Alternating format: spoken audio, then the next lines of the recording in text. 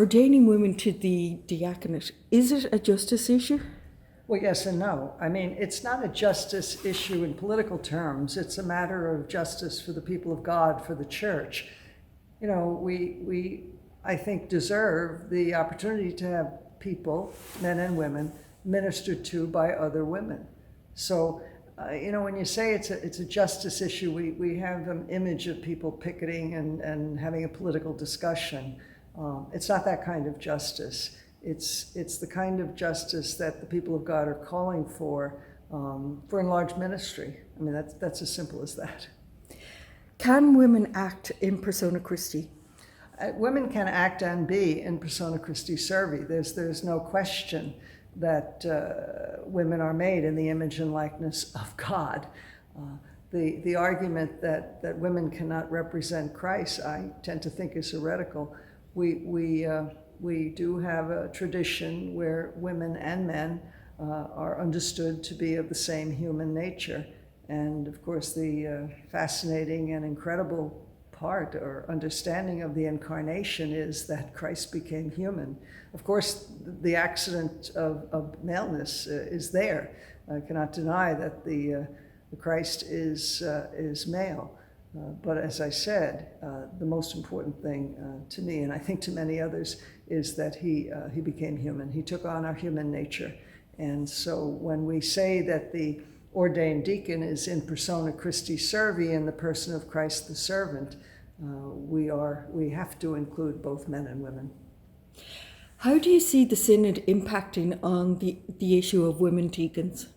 Well, the synod as a whole is clearly discussing the place of women in the church. The position of women in management, I think, has been well addressed already with the 2022 Apostolic Constitution, Preach the Gospel.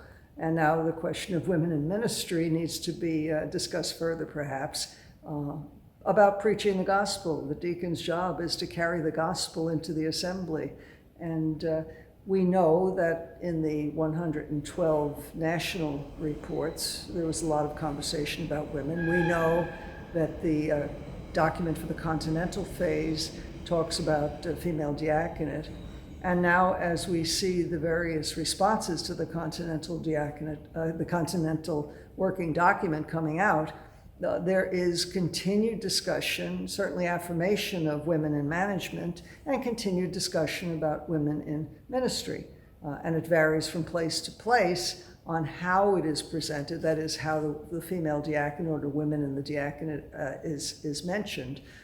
But it is clear that's the trajectory the discussion is going in. You have a new book that's just out. Can you tell me a little bit about it, please? Well, the book is called Just Church, and it's about Catholic social teaching, synodality, and women.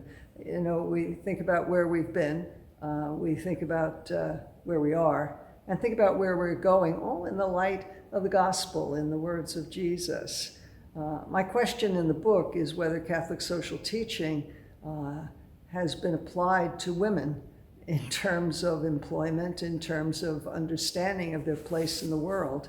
And I talk about how synodality works and how synodality is progressing, and how, of course, the question of women is being discussed and will continue to be discussed in our churches.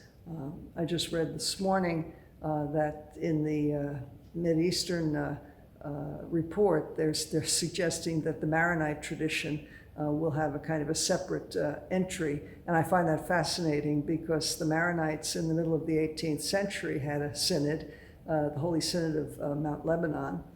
The actual canons from that synod were brought to Rome by Joseph Asmani, and they were approved in forma specifica.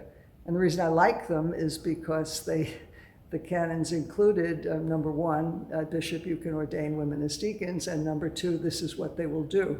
So actually we have Catholic canons already that have never been abrogated that allow for the ordination of women to the diaconate.